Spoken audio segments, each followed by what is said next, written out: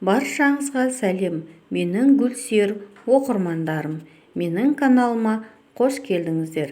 Бүгінгі видеода үй жағдайында жасалынатын осы әйел бақыт гүліне керемет тыңайтқыш жасайтын боламын. Видеоны көрмес бұрын каналыма тіркеліп кетсеңіздер керемет болар еді. Ендеше тыңайтқышымызды бастайтын боламын. Мінекей қолымдағын көріп тұрғаныңыздай имбир. Бұл да дүкенде сатылады. Осы имбир ұнтағын 1 литр тұндырылған жылы суға үлкен қасықпен 1 қасық салып араластыратын боламыз.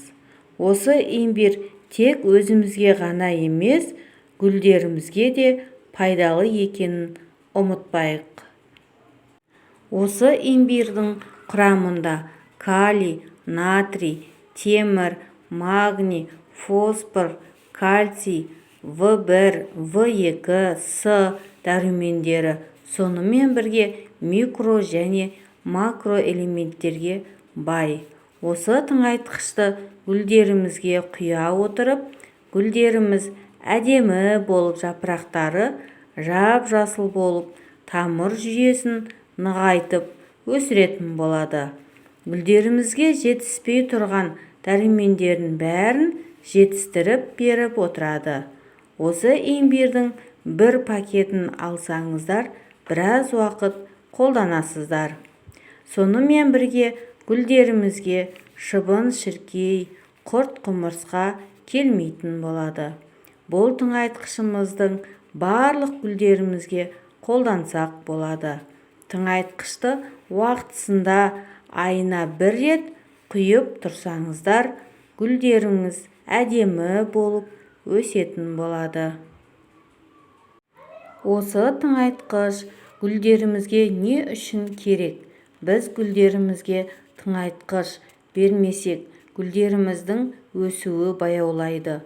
Жапырақтары бозарып, жанама бұтақтары дамымай қалады. Біз тыңайтқыш бере отырып, гүлдеріміздің өсуіне, жапырақтары жап-жасыл болып өсуіне, гүлдеуіне, витаминдердің жетістірілуіне және топырақтарының борпылдақ болуына көмегімізді тигіземіз.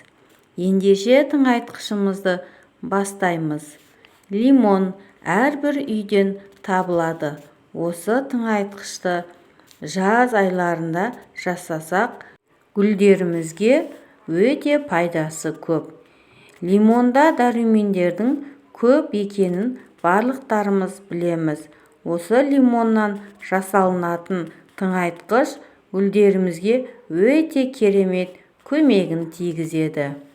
Алдын ала үй жағдайында тұндырылған судан 1 литр құйып аламыз. Осы лимон тыңайтқышын гүлдерімізге дәрумендерді жетістіріп беріп, қоректенуін жақсартып отырады. Осы лимонды 2-ге бөліп аламыз. Үй жағдайында көптеген заттардан тыңайтқыш жасауға болады. Осының бірі лимон ғой. Осы жартысын 1 литр суға осылай сығамыз. Лимонның сығындысын сығып алдық. Қалғанын ішіне салып жібереміз. Жақсылап араластырамыз. Осы тыңайтқышымызды әйел бақыт гүлі жақсы көреді. Әйел бақыт гүліміздің жапырақтарын осы тыңайтқышымызбен сүртуге де болады.